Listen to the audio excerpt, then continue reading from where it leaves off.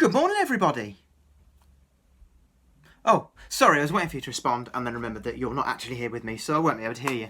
So I'm just going to pretend that you said good morning and that you're super excited to see my lovely face this morning, as I imagine you are. Now, hopefully you are all good this morning. Hopefully you've had a really good week, whatever you've been up to. I know some of you may have been back doing schoolwork, doing homeschooling, so maybe you've been working really hard this week. Maybe some of you have been off for a walk or a bike ride or a scoot or something like that to get your one piece of daily exercise this week. Maybe you've been doing some baking, maybe doing something, creating something at home, maybe you've just been playing or watching something, or whatever you've been doing. I hope you've had a lovely week so far. And like I said, I hope you are all well and happy and staying safe. I've been very busy this week. I've been doing a bit of work, been doing a bit of homeschooling with the girls. I've had to do a lot of stuff around the house, a lot of decorating, and I've been out for a couple of runs as well. So I'm feeling good and feeling excited about this morning. And what we're going to be talking about, and I'll get onto this a little bit later, is I'm going to get you thinking about the things you have been doing and maybe what you are going to be doing next week, how you can bring Jesus into that and how he wants to meet you where you are and do all the things that you are doing. Now, I know over the last couple of weeks you have been talking about Easter and kind of what happened after Easter in the Bible. So obviously we talked about over Easter Jesus dying on Good Friday and then being raised back to life on Easter Sunday and the big celebration that we had then. And then I know we've looked after that at Jesus coming to see people, seeing his disciples, his friends and loads of other people after he'd risen, and what happened with that and whether people kind of were a bit unsure who this guy was, or was it Jesus, or what was happening. Last week you looked at Thomas, and he was one of the disciples who doubted. He didn't believe that Jesus was there until he physically saw him in front of him. Saw the scars on his hands and feet. That's the only time that he went, oh, okay, I believe Jesus has risen from the dead. So this morning we're going to look at Jesus appearing to some of his disciples again, and what happened in that situation, and like I said, how we can link that in to you and what you might be doing this week.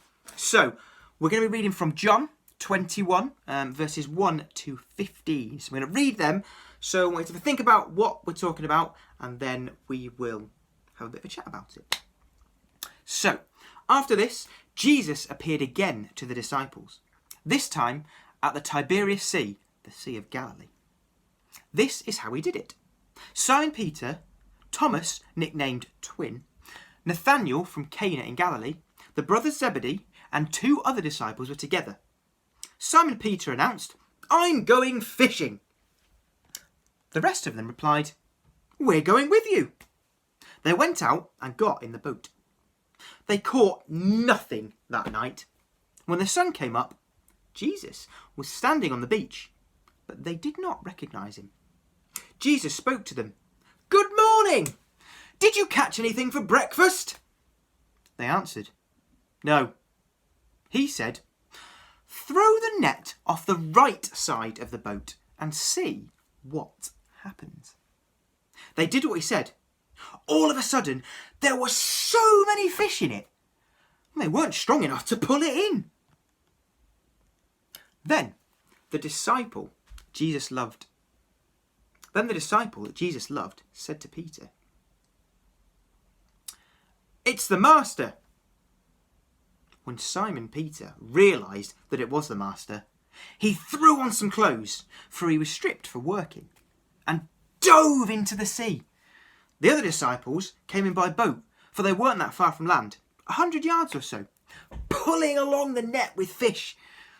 When they got out of the boat, they saw a fire laid with fish and bread cooking on it. Jesus said, "Bring some of the fish you've just caught." Simon Peter joined them and pulled the net to shore. 153 big fish. And even with all those fish, the net did not rip. Jesus said, "Breakfast is ready." Not one of the disciples asked, "Who are you?" They knew it was the Master. Jesus then took the bread and gave it to them. He did the same with the fish. And this was now the third time Jesus had shown himself alive to the disciples since being raised from the dead. Now that is a really cool story. And I'm going to go through it a little bit. So, as it starts, like we said, some of the disciples were going off fishing. That's what they did. That was their job, essentially. Before Jesus called them and they followed him, they were fishermen. That's what they did. They caught fish. So they've gone back to what they know, what they're used to doing. So they decided, well, let's go and do some fishing. We're not quite sure what's happened.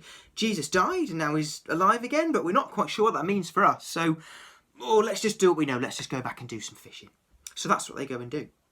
But they do it all night and they catch nothing. Imagine how you'd feel if you were fishing all night and you caught nothing. I don't know about you, but I would be pretty annoyed and really disappointed and very tired as well. So it comes to the next morning and this guy walking on the shore says, oh, throw your nets on the other side and pull some fish in.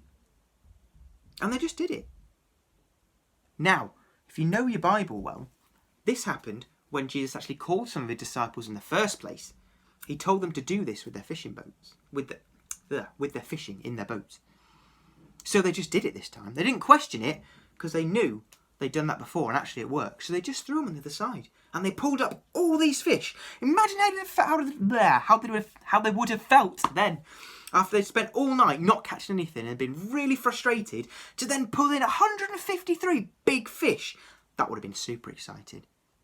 But that's not the most exciting bit. The best bit is when they realise, wait a minute, that guy is Jesus. And I love Peter, Simon Peter. It's the best bit for me in this, is when he jumps into the water.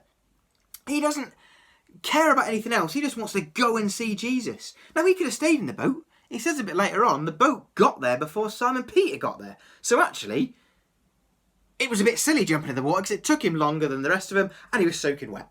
But he just wanted to go and see Jesus. He was super excited and wanted to jump in that water and go and get him. And that is my first point. That's not the main point today, but that's one thing to really think about. That actually, we don't have to wait for anything else. We don't have to wait for anyone else. If we want to go after Jesus, just jump in and go for it. Don't wait for other people. You go and do that. You go after Jesus. Dive into that water. Doesn't matter how silly you look. The rest of them probably thought, what's he doing? That's ridiculous. But he wanted to go and see Jesus. Now, the most exciting part for me is they get to see Jesus, but also he's made them breakfast. How cool is that? I mean, it seems like a bit of a strange thing for Jesus to have done, but he knew that they'd been out all night, that they were tired, they were hungry, and they were frustrated. But at this point, they're excited now. They've caught some fish. They get to the shore and Jesus has made them breakfast. How cool is that? How would you feel if Jesus made you breakfast tomorrow? That'd be awesome, right? I would love that. To go and see Jesus and get breakfast sorted. Now, like I said, they get there and Jesus has done this for them because he knew that is what they needed. Now, remember what I said, that we're going to think about this week in what we're doing. Now, whatever you are up to, I want you to maybe think about some of the things you're going to be doing this week. And what I want to tell you is that Jesus is going to be there with you. That's right. Jesus isn't just at church or in certain places. He wants to spend time with you in the things that you do. Just like he wanted to spend time with the disciples, with his friends, and have breakfast with them because he knew that's what they needed and that they wanted at that time. And he thought, well, I want to have breakfast with my friends. I'm going to sit down and do that with them. And he does that with you. He sits down at meal times with you. If you're going off for a walk or a run or a bike ride, if you're going playing, if you're baking, whatever you're doing when you're doing homeschool, Jesus is with you and he wants to spend that time with you. So this week, I want you to be thinking about those times and remember that Jesus is with you. He wants to spend time with you in the things that you do because he loves you and he wants to be with you and spend time with you. How awesome is that? That Jesus is going to be with you whatever you do. Even on the toilet, Jesus is there. He's free to have a chat. I know that's a bit weird, but he just wants to be with you. Now, what I'm going to ask you to do as a bit of an activity today is, just like the disciples having breakfast with Jesus, I want you to imagine having breakfast with Jesus. Now, you can either draw breakfast, you can make it and create it out of whatever you want. You may even have ingredients in. You might want to make yourself a bit of breakfast. But I want you to decide if you could have breakfast with Jesus, what would you have? Could be anything. What would you have to have breakfast with Jesus? And then I want you to make that, and I want you to have a little bit of time with Jesus. Pretend that you're having that breakfast with him. It doesn't have to be bread and fish. It can be. It might be pancakes. It might be cereal. It might be toast. Could be anything that you want to have at all. But I want you to create breakfast for you and for Jesus, and then I want you to go and have a little bit of time with Jesus. Just in that thing that you're doing. Because he wants to spend time with you, whether it's at breakfast or whatever you're doing.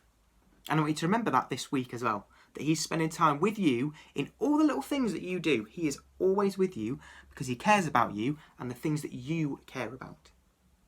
All right? And when you've done that and when you've made something, having breakfast with Jesus, I want you to ask someone at home who's got a phone, grown up, to take a picture or send a quick video of you having breakfast with Jesus. I would love to see what you do, what you create, what you and Jesus have for breakfast. I would love to see that. So send those in, and that would be awesome. I hope you all have a lovely week. Spend some good time with Jesus, and remember that he is with you in all the little things that you do.